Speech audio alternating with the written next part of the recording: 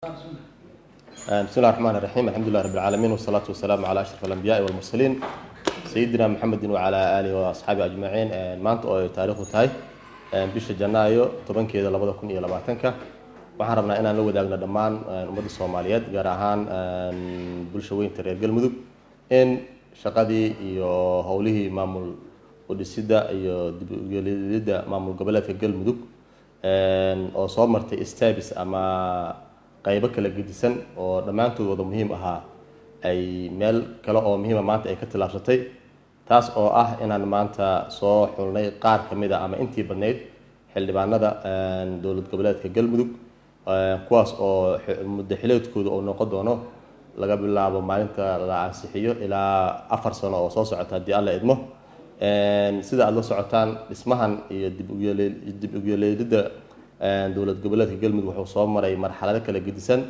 waxaana soo galay waqti iyo fikir iyo isku soo jiidis iyo isku soo dhaweyn iyo isku keenid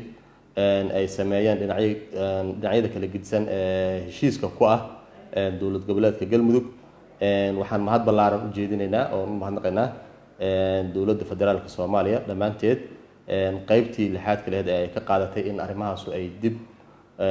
u dhismo maamul goboleedka Galmudug waxaan kaloo mahad celinaynaa saamilayda siyaasadeed iyo cid kasta oo reer Galmudug ah iyo bulshada caalamkaba oo qayb ka qaatay ayaguna in arrimahan la isku soo jiijido la isku soo dhaweeyo lana dhiso Galmudug loo dhan yahay la iska wada dhaxarko loo siman yahay la wada la xawsanayo ama nin walba oo dareemayo inuu asaguna qayb ka yahay mahadnaqdaas ka bacdi waxaan leeyahay ummadda reer Galmudug maanta waxaad haysataan unugii aasaaska u ahaa dowlad goboleedka Galmudug waan dareemaynaa inuu ahaa ay ahayd shaqo culus waan dareemaynaa inay ahayd shaqo aad iyo aad loogu kala aragti gudisnaa waayo dadka oo tartanku ka dhaxeeyay ama wada rabay xilka way badnaayeen waxa la raadiyayna way yaraayeen waan hubaa inaan cid walba aysan sidii ay rabtay wada helin laakiin anagu waxaan isku daynay in aan ku dadaalno intii karaankeena ah inay noqdaan kuwii ugu mudnaa baarlamaanka labaad ee Galmudug waxaan isku daynay inta tabarnada inaan cadaalad u sameeyno ummadda reer Galmudug waxaan rajaynayaa in maaragtay lagu wada qanco haddii alla idmo halkaasna aan ku soo xirno haddii alla idmo in baarlamaanka labaad ee Galmudug oo unugii ugu horeeyay ee dowlad goboleedka Galmudug ah maanta aan fadhiisinay inta yar ee ka dhiman xubnaha dowlad goboleedka Galmudugna waxaan rajaynaynaa inaan ku soo dhameystirno sida ugu dhaqsiga badan ayaguna ay sii galaan waajibaadkooda kale ee u yaala oo ay soo dhameystiraan dowlad goboleedka Galmudug dhamaanteed